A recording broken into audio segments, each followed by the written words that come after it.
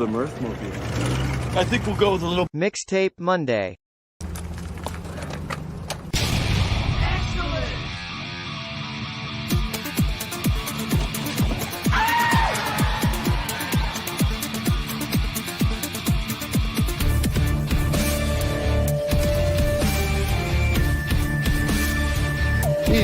Excellent to each other. Party on, dudes! party on! Party on, Wayne! Party on, Doug.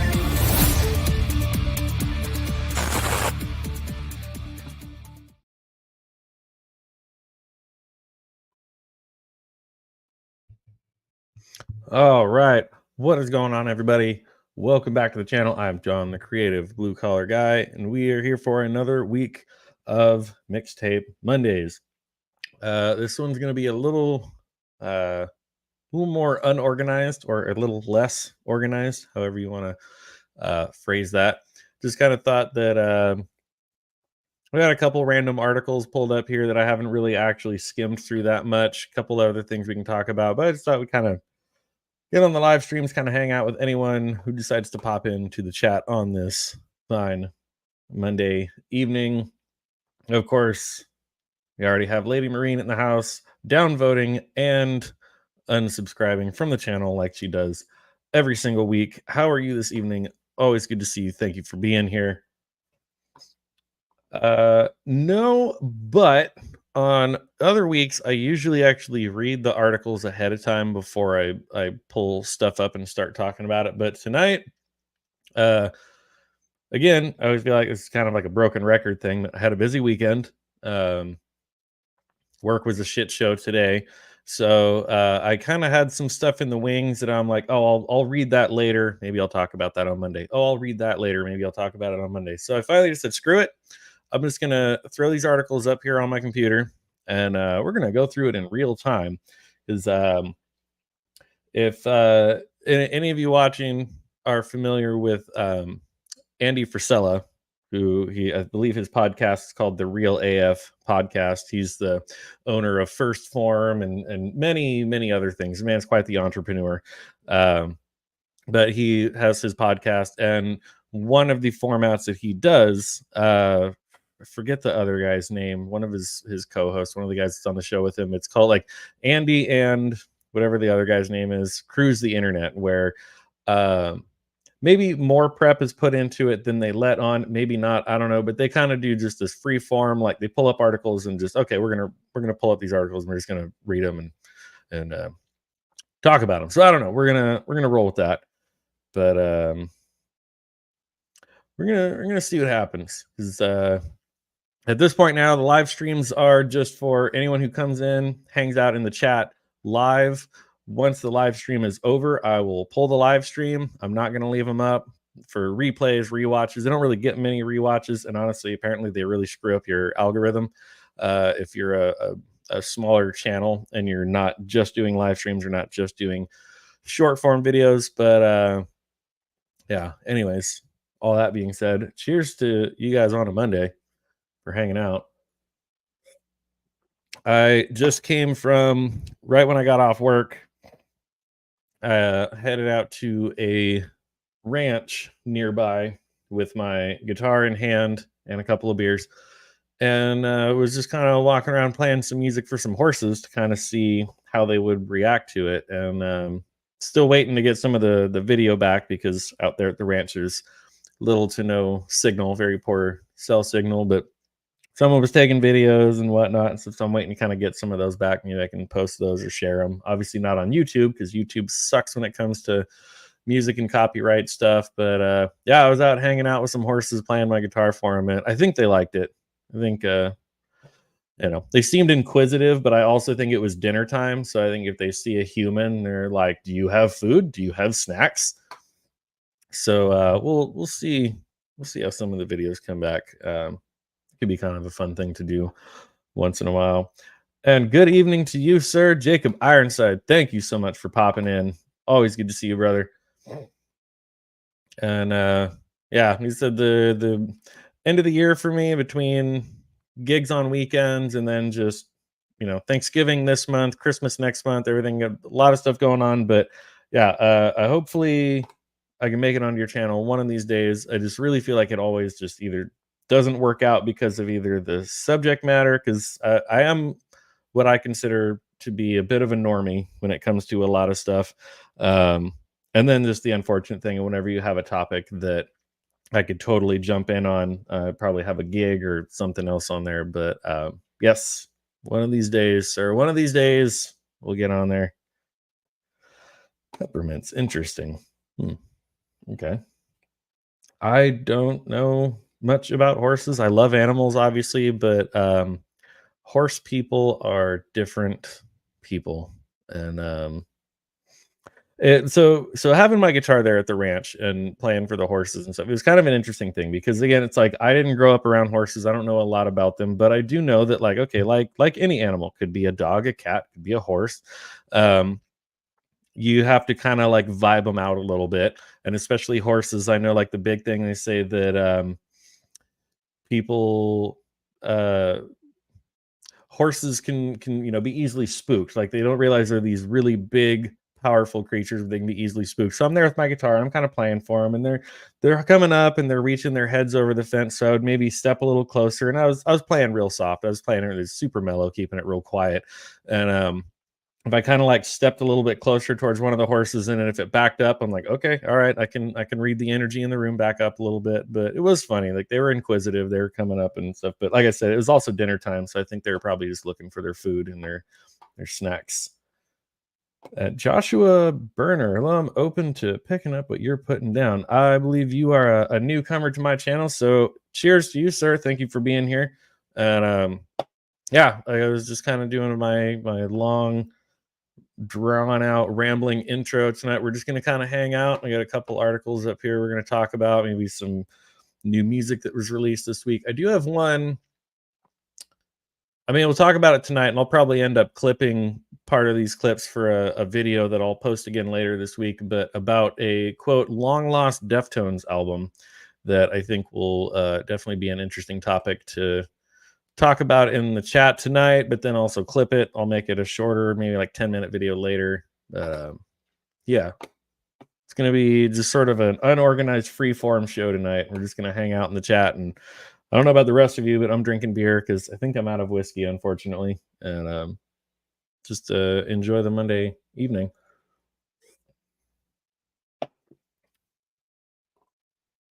Yeah, no, I know so I did have one of them like I was playing when the horse kept like coming up like closer and closer, and like doing the thing with his mouth, almost like he was like trying to like strum the guitar. And he's just like, I don't know if he was trying to eat the guitar or if he was just trying to be like, hey, let me try to do that. But yeah, one of them was very like, yeah, let me get in here. Let me, it was fun. But let's see. One of the things I like to do sometimes, and I don't know, maybe it's a little cruel, but I think it's kind of funny when I get really stupid comments throughout the week. Sometimes it's fun to highlight those when I do these before we really get into anything else. So the funny thing is when I first kind of resurrected this channel, I just tried to like breathe new life back into this thing that I'd pretty much let die for a majority of this year, was video about Oliver Anthony. And I've done 2 or 3 videos about Oliver Anthony from August to now. And man, those things blow up. I don't know what it is about Oliver Anthony that like it gets people all riled up on both sides, good and bad. And just the videos blew up. They went up into the thousands. I got dozens upon dozens of comments, mostly positive, some really dumb. Channel's kind of died off again since then. I haven't quite found the right hot topics, or maybe not using the right hashtags. I don't know, but we're still doing this thing. We're still hanging out. But still, every once in a while, I still get some stupid comments. Agree, my wife is a horse fanatic. I'm not so much. I'm a dog dude. Yeah, and I don't know. It's just one of those things, I guess, where it's like everyone's got their thing.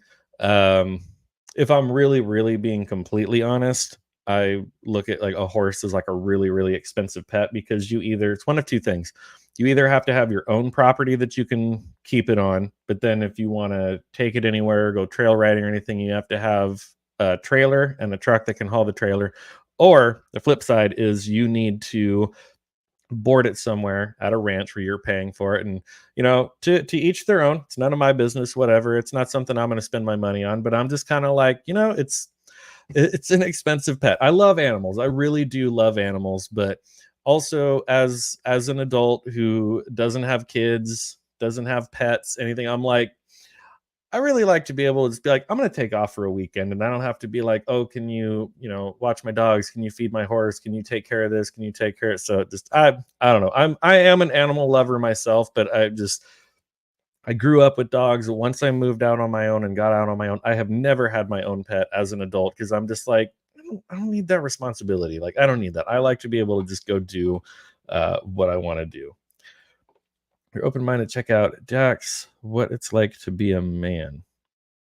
Okay. All right. All right. And what is up to you, Zach, sir? Thank you for tuning in. Cheers and good to see you on this Monday. So we're just getting into personally, I'm a metal guy, but this Dax character is top notch.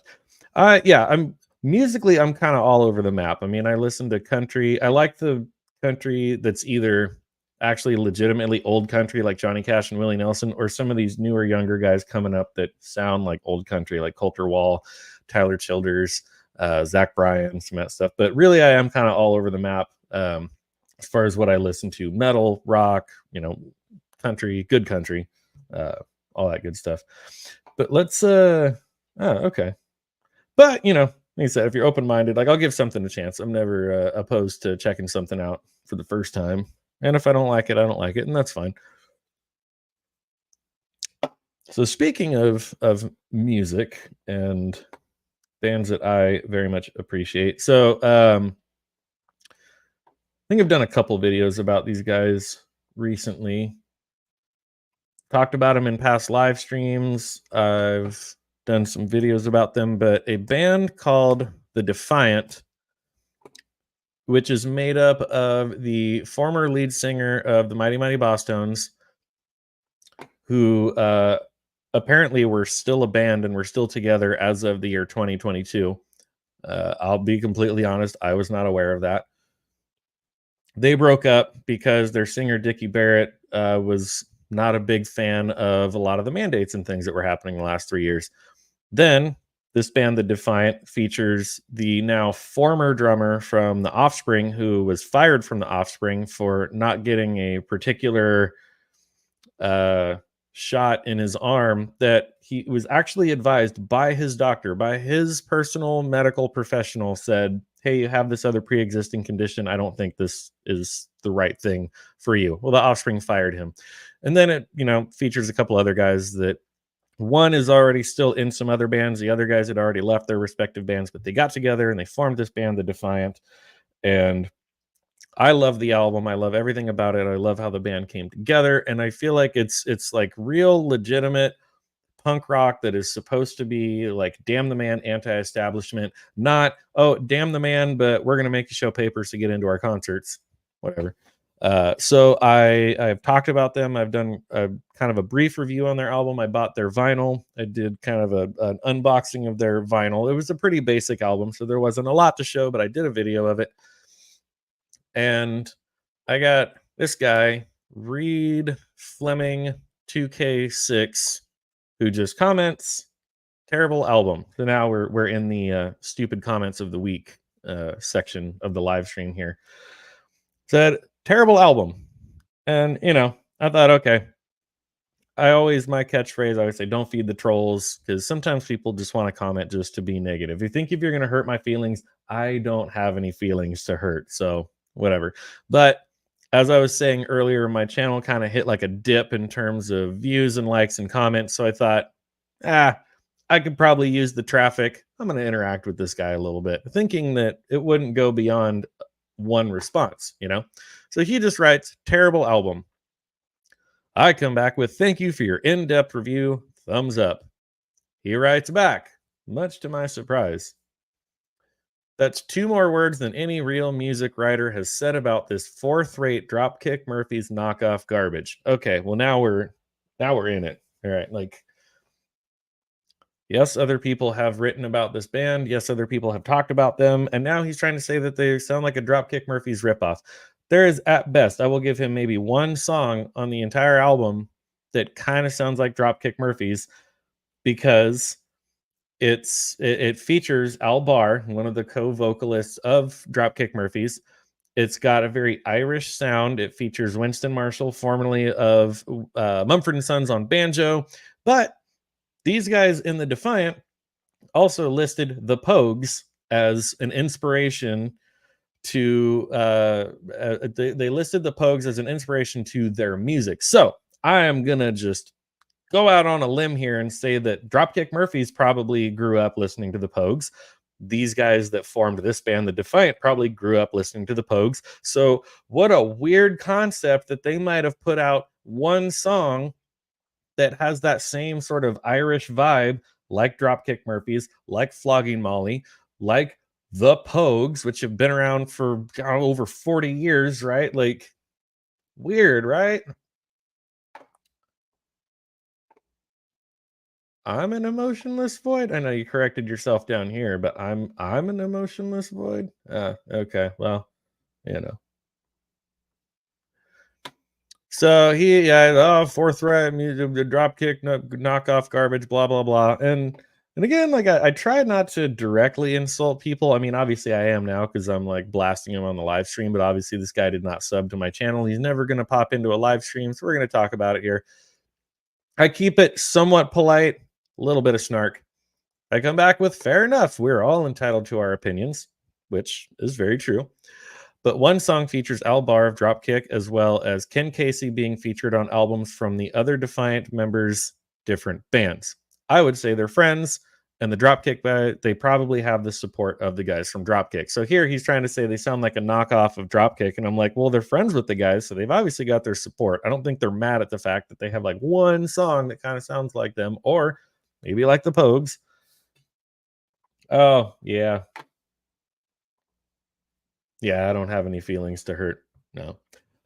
People leave mean comments, and at best, I'll just come back and say, hey, comments, good or bad, are still traffic. Thanks for being here. I love my haters as much as I love my subscribers. Actually, that's not true.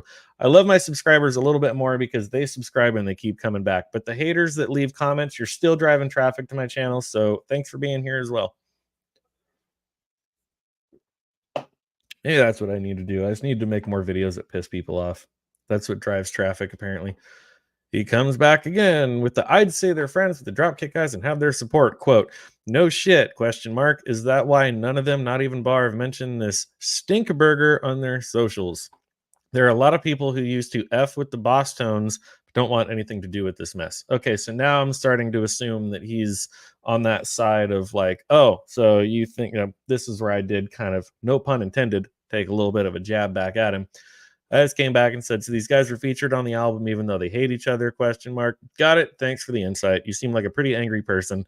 Is this stemming from your support of the Offspring firing Pete over his doctor's advice to not get the jab? His response, I never said anyone hated anyone. There's one Dropkick guy who's well known as a right-wing nut job. I got to stop right there and say there's absolutely no way in hell anyone in the Dropkick Murphys is a right-wing nut job because they are very left. And if one band member was a right-wing nut job, he would either quit or get kicked out. Al Barr has taken a hiatus from the band, but as of right now, the story is because he is taking care of an ailing family member. And if they were like booting him out of the band, I don't feel like they would drag out this long story of him taking care of a family member that's having health issues. They would just say, oh, he left because of creative differences, because that's the rock star lingo for we don't like each other anymore and we booted him out. That has not happened yet. Anyways, he hasn't mentioned it anywhere. I don't give two shits about the Offspring. I'm just saying bringing up the fact that these guys have famous friends is meaningless. And, oh, here's the funniest part. Frankly, kind of weird. I'm friends with much bigger musicians than Ken Casey. It doesn't mean they endorse everything I do musically. And at that point, my good friend Roman just came in with laughing, crying emojis because you're gonna throw out something like, "Oh, I'm friends with much more famous musicians than that." It's like, what are you, 12? Like, I don't know who you are. I don't give a crap. Like, oh, you know more famous people than Ken Casey? Wonderful. Who the hell are you? Roman does that. Again, I keep it semi-respectful, semi-snarky. Come back again with my apologies. I didn't realize you were so important. My point about them being friends with the band that you claim they are knocking, I meant to say knocking off, I just said knocking. Is it possible, just maybe, that friends in a similar music scene may occasionally produce music that sounds similar to people in their circle? Or the fact that both bands cite the Pogues as an influence, so maybe it's possible that the similarities lie in the music they all love. Just a thought. He quotes back at Roman, "Are you laughing at the fact that these guys couldn't afford a PR firm or that they couldn't even trademark the name because there are about 5 bands with the same name? Both are equally funny to me." And I know this is really dragging on because I usually don't get this long of a stretch. Um, but yeah, normally I get like a stupid comment. I'll jab back at them and they let it go. This guy just he really kept coming back. I was kind of surprised. Comes back again and says, "I never said anyone was knocking anyone. I said this record is a shitty dropkick knockoff, which it is. And knowing people in the band doesn't change that one bit. The problem isn't that they sound a little bit like the dropkick. The problem is that they're clearly trying to and doing a terrible job of it." And I believe I replied one more time and he finally, nope, we got 2 more. I come back. My apologies again. I meant to type knocking off. And now we're just going around in circles. Honestly, I'd say, with the exception of one song featuring Al Barr of the Dropkick Murphys, I don't think anything on the album sounds like they're trying to rip off anyone else's sound. As I stated in the beginning of this thread, to each their own, we are all entitled to our opinions. He gave me one final, I guess he did comment back and then I just didn't see it or I ignored it. I don't know, whatever. Someone had to actually say something about the music since you talked about this thing for 12 minutes and spent about 3 seconds saying almost nothing about. Wait, what? What the hell is he saying there? Someone had to actually say something about the music since you talked about this thing for 12 minutes and spent about 3 seconds saying absolutely nothing about it. Well, whatever. But that was my stupid comment of the week. It came in, those all came in last Tuesday, so it was literally the day after last week's live stream. And I thought, damn it, I was one day late. I could have had all these stupid comments to read. But the fact that it went on throughout the day was even better because now I had this whole thread to read. So that was fun. Yeah, it's weird as this dude is so wrapped up in gossip, he might as well turn in his groupie man card. I agree. He just, at some point you almost just want to ask people, it's like, what's your end goal here? Like, what are you trying to prove? What do you, whatever? But you know, like I always say, don't feed the trolls. Sometimes people really are just trying to be trolls. But since my channel had not been getting a lot of traffic lately, I thought I'm going to go ahead and engage because maybe it'll drive a little more traffic to the video. Maybe it'll do something for me. I don't know. But it was kind of fun for a minute. And that was that. So, in the world of new releases, I'm never going to sit here and claim that I have my finger on the pulse of every single new thing that comes out in the music world, but something that did come out that, as I stated just a little bit ago, I'm kind of all over the map as far as music that I like listening to. Chris Stapleton released his new full length album, Higher, on Friday. I've really only had a chance to give this album a listen through one time so far. It's clocking in just shy of 55 minutes, which oddly enough, actually, I think is kind of longer for albums these days. I feel like a lot of people are phoning it in with just throwing out like a 30-minute album, a 45-minute album. Um, Now with streaming, you can really do anything you want. But if you're still pressing something on a CD, I think the maximum a CD can handle is 80 minutes. If you're pressing it on vinyl, you can do a double gatefold and split it up. But now, like an hour long album from a country artist, it was good. I mean, it's typical Chris Stapleton. I don't think he was really doing anything risky. I don't think he was doing anything really new or trying to like step on any toes, but it's a solid Chris Stapleton album. One song, one of the singles he released early on, um, months ago before the album came out. This song right here, White Horse, that is a solid song right there. Just everything about it, the dynamics, the way it builds up, the hook in the chorus. Yeah. Sounds like a heavy blues style this time, less country. That's fine. Whatever he touches goes viral. Yeah, and I've always said that I feel like Chris Stapleton is more.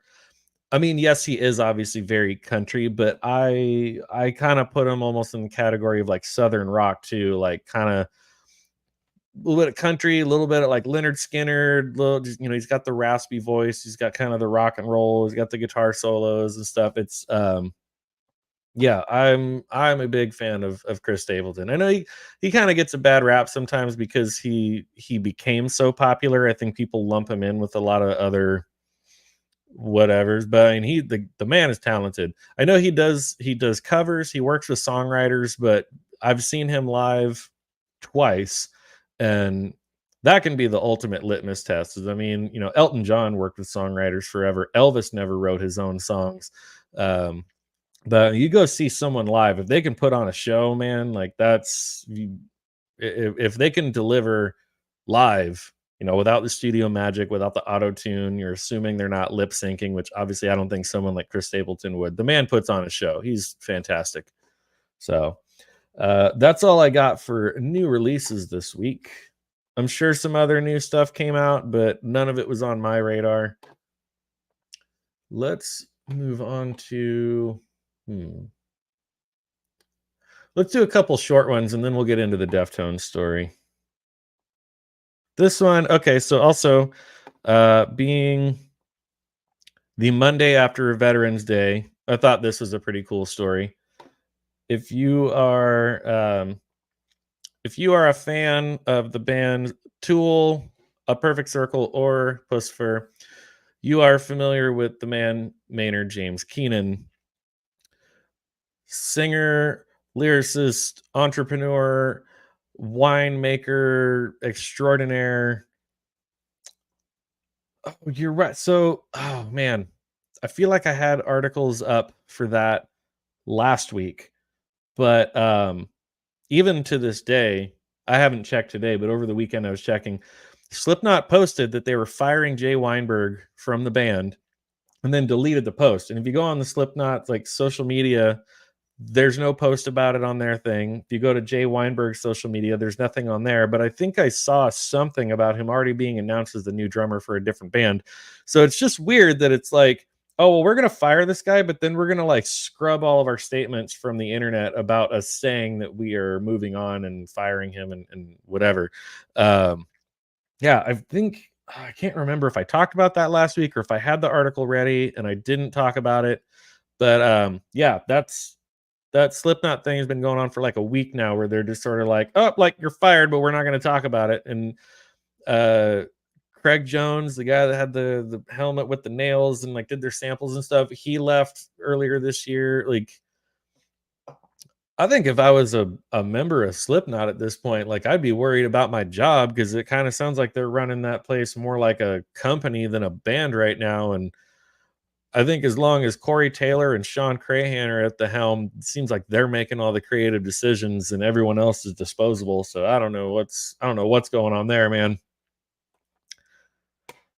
So Jacob, interesting point about that. I'm at work. I work in a machine shop, right? And I have an earbud in. I'm listening to music all day long at work, and I had like a country station on or something, and I hear this version of Tennessee Whiskey come on, and I know that the song has been covered a bunch of times, whatever. But I look and like this one was actually bad. I can't remember the name of the artist, and I really hate to say it because I don't necessarily like talking trash about how certain artist sounds unless it's well, we won't get into that because I'm just going to make people angry.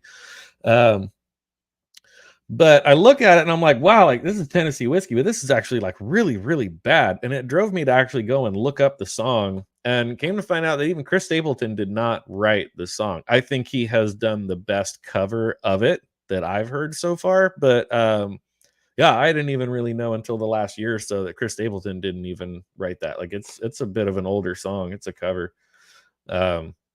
So, but we got Tools Maynard James Keenan here. He was in the Army when he was but a young lad. And over the course of this past Veterans Day weekend, which cheers to all of you veterans and anyone who has served. Thank you very much for your service and sacrifice to our country. He somehow has managed to reunite with an old Army roommate 40 years later. So now we're getting into the articles that I looked at the headline and thought, that's a cool story. I'm going to talk about it live without skimming the article ahead of time. So we are in uncharted territory here, folks. What branch did you serve in, Joshua? I know we've got Lady Marine here. That one's obvious. We know who she served for. And thank you, Lady Marine, as well.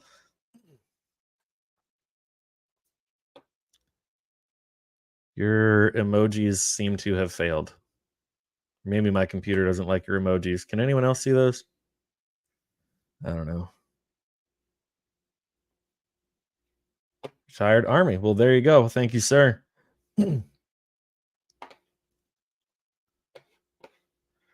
So let's see here. The Post Tools Maynard James Keenan reunites with Army roommate 40 years later appeared first on Consequence. Before he became the frontman of Tool, singer Maynard James Keenan served in the United States Army. After enlisting in 1982, he did basic training in Oklahoma. During his first time at Fort Still, he roomed with one Jeff Parks. Keenan would eventually move on to be stationed in Kansas, and the two would fall out of touch as the decades passed. Back then, you didn't have cell phones and social media and, well, nuts. As a birthday wish this past April, Maynard asked for help in finding his long-lost roommate, and after 40 years, the two were finally reunited face-to-face. The singer shared the heartfelt story on Instagram for Veterans Day this past Saturday, November 11th. For my birthday this past April, I asked for assistance in tracking down my roommate from the Army. You all came through. Finally got to see him face-to-face 40 years later. Thank you for your service, Jeffrey. In an accompanying photo gallery, Keenan shared photos of the reunion along with Parks and his family wearing Tool swag. As Keenan told Revolver in 2018, his 2+ years in the Army saw the young soldier become a distinguished marksman, and he was on the path to becoming military brass before turning away from the potential career. Saying, quote, at basic training, I received the Distinguished Graduate Award for my battery overall, he said. I got a big trophy, got to shake the colonel's hand, and then for advanced training, same thing.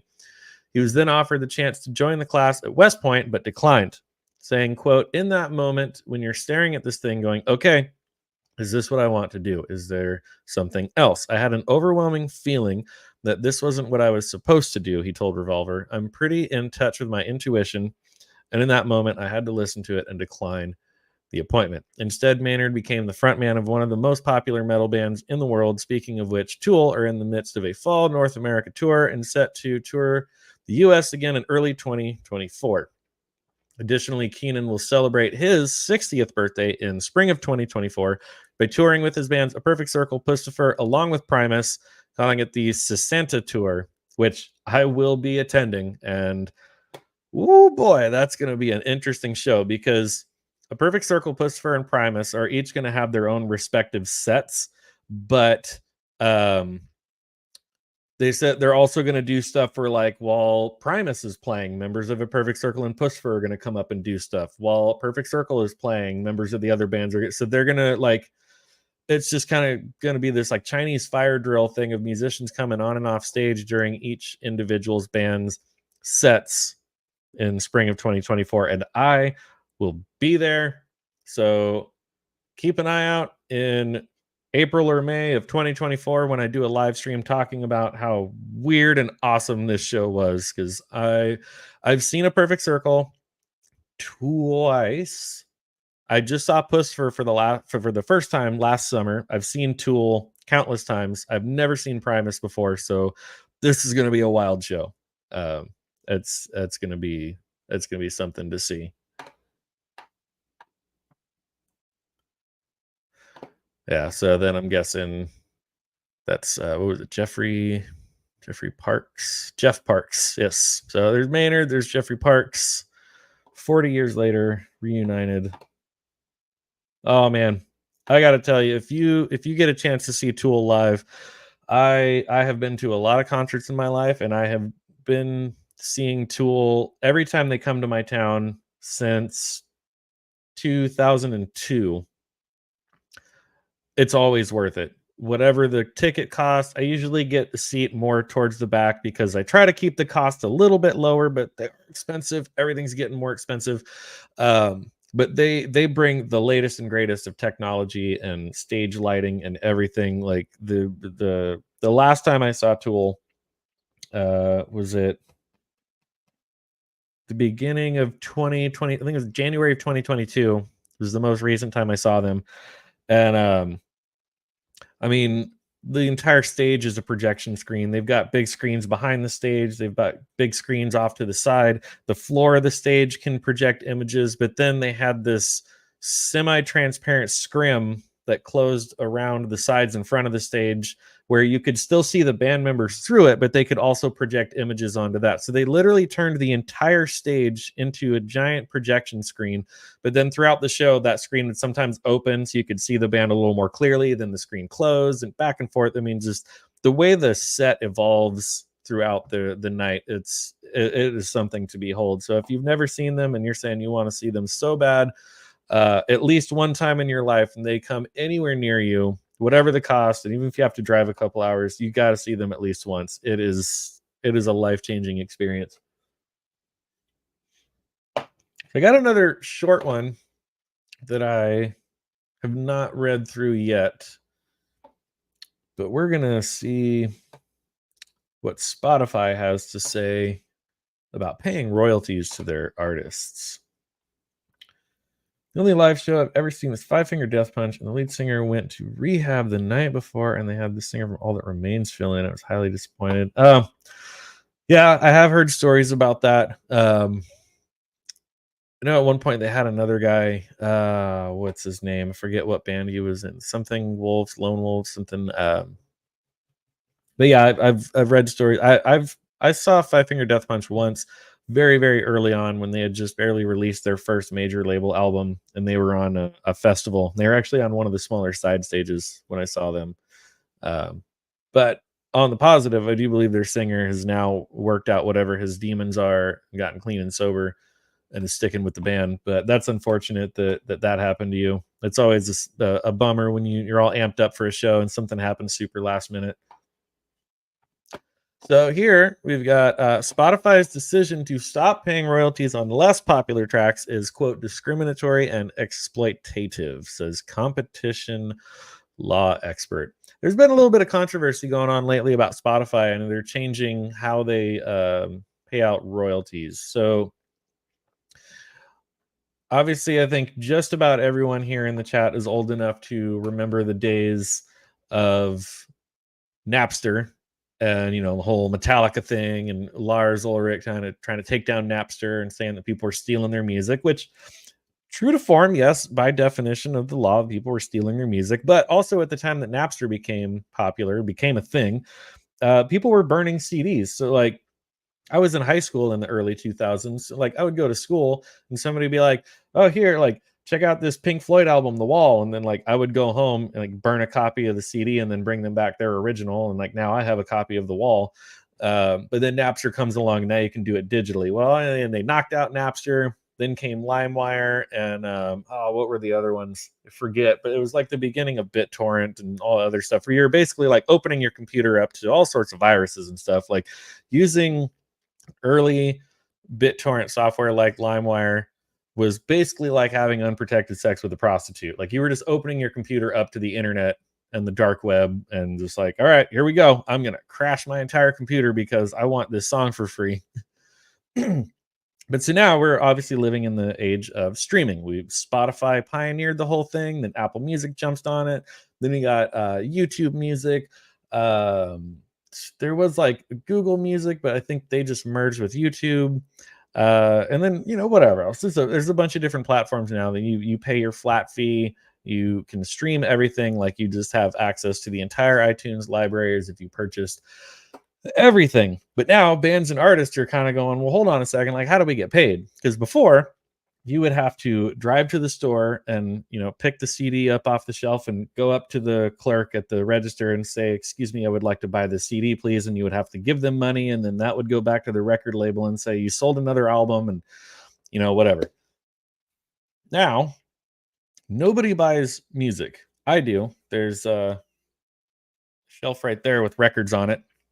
But obviously, when I'm buying vinyl and buying records that are these big giant things that I can only listen to at home, I'm not buying as many as when I was a kid and I used to buy CDs, and I had those big CD booklet things that could hold like 300 CDs in them, and I had like 3 of them in my truck, and I'd be like shuffling through, changing out CDs while I'm driving and stuff. Now it's all on my phone. I listen to it at work, I listen to it in my car, but I do buy records. I do still try to physically buy the music of the artists I really like and really want to support, but it's tough because they cost more, records take up more space, and you can't listen to your records at work or in your car. So it's like, it's a little tougher thing. I still like having the artwork, like having the physical. Still like doing that. So Spotify has been in the spotlight lately. Others have suggested that the move indicates Spotify may eventually begin charging artists to host their music on the platform. I actually have a thought about that. I could probably put my music on Spotify, and I'm a nobody. I play cover songs on the weekends for a little bit of extra cash outside of my full-time job. I am not writing my own songs. I'm not paying to go record music in a professional recording studio, but I could probably sit here with the same equipment that I'm doing this live stream, get my guitar out, record a couple songs, and I could probably throw them on Spotify. I think there needs to be a little more of a vetting process without letting just any random Yahoo throw their music up on Spotify. Like 20 years ago, you couldn't just get your song on iTunes without like being someone. That is one of the reasons why I still support Spotify, is that when people were trying to cancel Joe Rogan, when people were trying to silence Joe Rogan, Spotify said, "Nah, I still support them because of that." I know, like, they kind of bent a little bit. He apologized a little bit with some stuff, and like they put like warnings on some of his episodes that might have problematic information, whatever. But they didn't pull his episodes. They didn't censor him like YouTube does.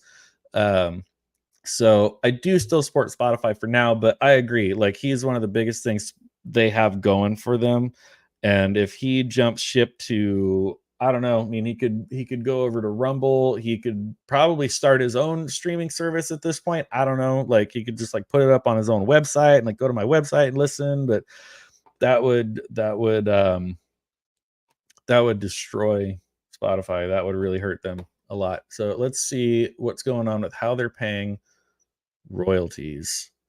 Last week, music business worldwide reported that Spotify is planning to make some drastic changes to its royalty model in 2024. The most controversial of these is the decision to stop paying royalties to the artists and rights holders behind tracks that are streamed less than 1,000 times annually. A move that will effectively demonetize more than 2/3 of the entire catalog. Okay, so here's a thought. If you have music on Spotify and you're not even getting 1,000 streams for a song in a 365-day period, I'm going to be completely honest. I actually kind of support what's happening here so far in the article. We're going to read on and I'm going to see how I feel about it. But again, it's like this thing of like, if you just like, oh, I'm just going to like throw this song up there. You can't get 1,000 listens in 365 days. Yeah, I don't think you need to be making money on that. You need to be out there hustling a little harder, maybe playing some live shows and trying to sell some CDs out the back of your truck like we all used to do. In the days since, the move has prompted criticism from many artists and fans who view the proposed royalty model as unfair. So what's not millennials, what's the next generation younger than millennials? Gen Z? This sounds like it's some Gen Z people. You use the word unfair, you're automatically like, I feel like you lose credibility with that one. Spotify has come under fire in the past for their meager royalty payments it distributes. This decision only worsens the situation and is seen by many as a nail in the coffin for the careers of cash-strapped independent artists. All right. Here's the thing. I was just talking about how nobody buys music anymore. Nobody is making money off of music sales except maybe the record company. And even then, those have taken a massive hit because there's only so many people like me out there in the world now that are still physically buying music. Anyone can just be like, oh, I subscribe to Spotify. Ah, whatever. I don't need to buy music. But like when you do buy an album, majority of that money is probably just going right back to big business, back to the label, back to, whoever. Really, like you got to be out there, boots on the ground, hitting the road, playing shows to make money, which don't even get me started on that whole thing. 'Cause that's a whole other topic. But the amount of money that the venues take from your ticket sales, from your merch, from everything, like this whole thing, and they're saying, oh, this is unfair and cash strapped musicians and whatever stuff. It's like, well, it's a tough competitive market, and trying to make money off of your recorded music is not the way to do it anymore. You got to be out there playing in front of crowds. You got to be playing shows. You got to, maybe put a tip jar out. I don't know. Something like Complete Music Update reports that the decision has led competition law expert Amelia Fletcher to write an open letter to Spotify CEO Daniel Ek, describing the new royalty model as, quote, discriminatory and exploitative. Professor of competition policy at the University of East Anglia, Fletcher is also an independent musician and record label owner. Okay, if she's a record label owner, she should understand how this stuff works. She's probably taking profits off of the top of whatever her artist should be making. Let's see here. How long does this drag on? Because I want to get to that Deftones article too. Okay, it's not too much longer. Fletcher's letter makes reference to Spotify's mission statement, which claims that the business exists to connect creators with fans and empower creators to live off of their art. Fletcher argues that their new royalty model directly contradicts this goal, saying, quote, not only is it intrinsically unfair, but it is also anti-competitive and seriously risks constituting an abuse of dominance under UK and EU competition law. She continues, first, Spotify seems highly likely to have a dominant position in the provision of streaming services to music creators. Most consumers of streaming services are single homing. An example, use only one service. I only use Spotify. Has a strong position in that market with over 50% share in many European countries. Spotify is thus critical bottleneck or gatekeeping for music creators seeking to reach streaming consumers. This is important because music streaming now accounts for over 75% of all revenues from recorded music. Second, while the proposed demonetization might seem like a small change to Spotify's policies, I would argue that it is akin to Amazon simply deciding not to pay the many small traders that account for the last 0.5% of its revenues. It is not only discriminatory and exploitative of music creators, but also creates an unlevel playing field in the market of music creation. I have a feeling the article starts to just repeat itself quite a bit from there. Oh, I forgot I had another article here too. Maybe I'll have to save the Deftones for another week. We'll see where we get from there. I feel like the ones that suffer the most from the corruption in the music industry are the ones that are the most artistic. How many pure talents have to die for us to make it better? Yeah, it's tough being a little guy coming up in the market now. And then also another topic that it's like, I don't want to get started on it, but I'm going to mention it. Ticketmaster. Damn you, Ticketmaster. So again, talking about newer, younger country artists that I like that sound more like the older cowboy country. Coulter Wall. He's a Canadian rancher. Dude legitimately works on a ranch. Speaking of Joe Rogan wanted to have this country artist, Coulter Wall, on his podcast. He politely declined because he said it interfered with his work schedule, meaning that in addition to him being a musician, writing and recording his own albums and releasing his albums, playing shows when he can, he legit works on a ranch. He's like a real cowboy in Canada. Joe Rogan says, I love your music. I'd love to have you on the show. And he said, oh, thanks, but that's that's going to interfere with my work schedule. Joe Rogan totally could have felt slighted and been like, oh, well, who the hell is this guy? He doesn't want to come on my show and I'm Joe Rogan or whatever. He respected him for it. He actually went on one of his episodes after the fact, whoever his guest was, and talked about exactly that. He's like, I tried to get this guy Coulter Wall on my show. And he's like, you want to know how legit this guy is? He says, I can't come on your show because I got to work. And he's like, this guy is so legit. Like, he respected Coulter Wall for being like, no, like, I got to work. I can't come be on the Joe Rogan Experience podcast. Like, that's so wild that he was just kind of like, I have to politely decline. And then he was just like, respect. Like, yeah. So, you know, but so all that to say, what I was getting at was that artist Coulter Wall. He's coming all the way down here from Canada. I live in Southern California. He finally announced tour dates here. He doesn't like the strange land of California, and I don't blame him. I'm trying to get out myself, but he is coming to my town February of next year. I don't think this guy is really that well known. I think a lot of people do know who he is. Occasionally when I go out and I talk to people about newer country artists, oh yeah, Coulter Wall, okay, cool stuff. But he's not selling out arenas. He's not selling out stadiums. Tickets went on sale for his show. And I even did like the artist pre-sale where I went in, like I actually had to enter my info, like email address, phone number, all this stuff. I had to get a code texted to me. I had to do all this stuff to prove that I was a real person and I was not a bot.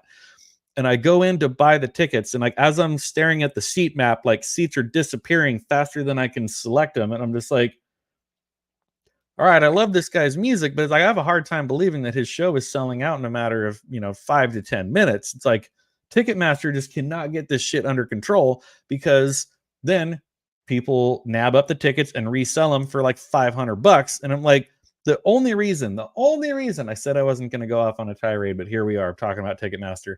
The only reason I can wrap my brain around why Ticketmaster doesn't actually do anything about this, there's two things they could do, is either make the tickets non-transferable or make it to where if you want to resell your ticket, you have to list it at the face value you bought it at, and you cannot jack up the rate. The only reason I think they're allowing this is because when a ticket resells, they probably not only make a profit on the taxes and fees going through a second time, but basically the same ticket moving again, but they're getting all the taxes and fees again. But whatever the cost of the ticket is, they're probably making a percentage on that. Because it's like, if a $50 concert ticket is now being resold for $500, Ticketmaster could very easily come in and say, no, if for whatever reason you can't make it to the show or whatever, you can relist it at the $50 you bought it at. But no, they let people relist it at $500. And I'm like, they've got to be getting a kickback. They have to be getting a kickback on that. There's no other reason why they wouldn't just put a stop to it. Oh, now I'm all worked up. I need another beer.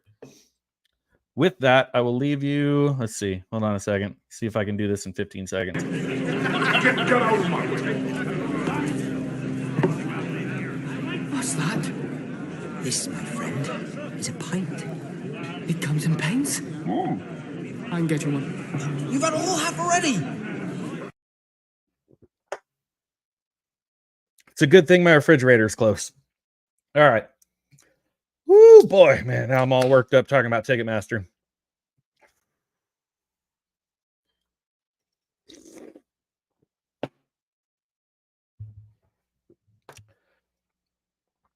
I'm in Texas to avoid the major cities. Austin, Houston.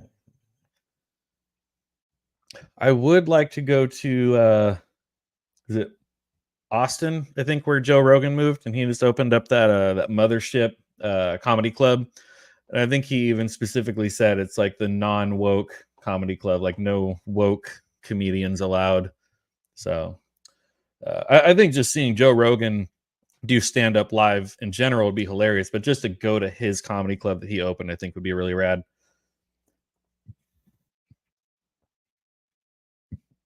Yeah, so I've been in the machine industry for a little while. My parents hoofed it out to Idaho a couple of years ago, and every once in a while I look at jobs even in their area. Manufacturing is way bigger in other states. California is trying to get rid of us all and replace us all with machines.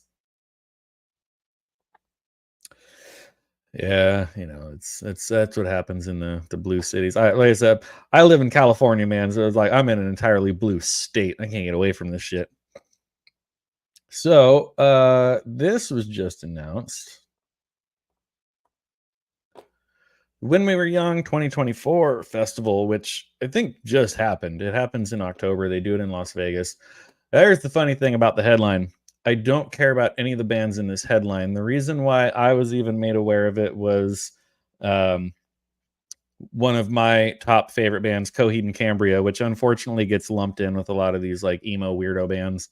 But they're a little more of a progressive rock. I don't know. They're kind of all over the map with their stuff. Coheed and Cambria got announced, I think, for this festival. So let's take a look at what this lineup is going to be for next year. Former emo kids are called together once again at the 2024 edition of When We Were Young, taking place at the Las Vegas Festival Grounds, October 19th, 2024. The third iteration of the Music Fest will feature over 50 full album live performances. The headliners are Fall Out Boy and My Chemical Romance. Don't care about them. Who will perform the Black Parade in its entirety? Let's skim through some of this. Here we go. Coheed and Cambria with Good Apollo, I'm Burning Star 4. But which one? Because it could be Good Apollo, I'm Burning Star 4 Volume 1, Through the Eyes of Madness, or I'm Burning Star 4 Volume 2, No World for Tomorrow, which they just announced. Any of you who are not familiar with Coheed and Cambria, which I assume is most people, their singer has written a comic book series that coincides with the lyrics of his music. So although he is probably, metaphorically writing about things in his personal life and things personal to him, he's wrapped it into this like sci-fi kind of, space opera thing that he has made comic books out of. And I believe at this point they have released 7 or 8 or 9 albums total, but their first 4 albums was the initial story arc of what he was accomplishing. The comic books have all come out for the first 3 albums. He's done some other books and things that have come out for the other albums, but album number 4, Good Apollo and Burning Star 4, Volume 2, No World for Tomorrow, does not have a comic book or graphic novel representation yet, but it is coming out this year. If you are into their music and into their comics, go check it out. Do the backing, the pledge thing. It's one of those things where you go, it's not GoFundMe, it's not what it's a crowdfunding thing, sort of. So you go pick which perk you want to back. You won't be charged until the campaign ends on December 7th. There's all sorts of different stuff that they're releasing with it. So yeah, I have definitely already pre-ordered mine. Cannot wait to get that. We got a fellow Coheed and Cambria fan. Cheers to you, sir. I feel like we are few and far between. However, every time they come to town, they are another band that I always try to catch live when they are here. And I feel like their shows sell out, but it's kind of one of those weird niche things where I don't meet a lot of other people that become friends that know their music. As of right now, one of the only other people I know is also fellow YouTuber Maxfield Von Priestley. But he lives about 2 hours north of me, so he's not exactly someone that we can get together and have beers on a regular basis. Also, military guy, Marine veteran as well. But yeah, we went to a Coheed show last summer in 2022, so it's definitely good when you find other Coheed people. Yes. So that was really kind of the only reason I wanted to highlight this festival was they said that Coheed is not only playing, but they're going to just play one of their albums in its entirety. So they're not just like, oh, we're going to get up here and do our set and whatever. So I just want to find just the whole lineup. Just give me a list. Give me a bullet points. I don't think it's going to do that. All right. Maybe I'll just have to skim the article a little bit. Performing full album sets is going to be A Day to Remember, Jimmy Eat World, Pierce the Veil, The Used, Simple Plan, Dashboard Confessional, Coheed and Cambria, Not a Surf, Cobra Starship, and I don't even know what in the world that is. Wow. I must be old. Anyways. So there's that one. I don't know. We're right about at the hour mark. I could talk about the Deftones now, but I feel like I want this article to be a little more in depth. See how long it is. Let me just skim really quick. It's kind of long. It's probably going to talk about when their bassist Chi Chang died and why they didn't release this album. Oh man, yeah, I think I might save this article for next week. So teaser for next week. Arrows, the long. I'll pull it up. I'll just show it a little bit, just so you see what's coming. Arrows, the long lost Deftones album. I don't know if we have any other Deftones fans in the chat at the moment, but this is an album that the Deftones were working on when their original founding bassist Chi Chang was still alive and well and in the band. They'd hashed out some songs. I think they recorded some rough demos, but nothing really concrete, like nothing that was like in a professional studio. It's more just, these are demos. This is something we're gonna revisit and record later. And in 2008, it's probably in the article. So this would have been the follow-up to 2006's Saturday Night Wrist. And in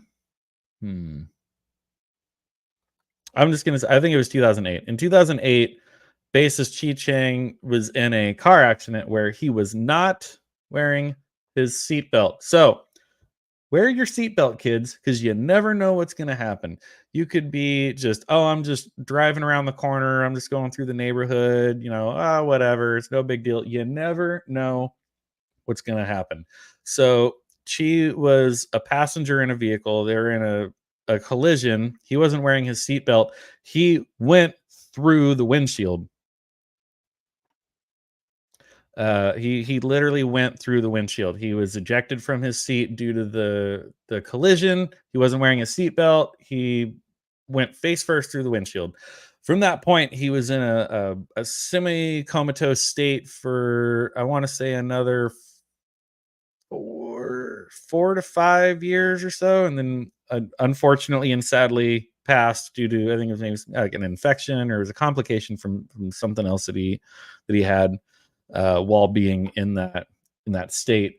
But they continued on. They replaced him, recorded new albums, continued to tour. He passed.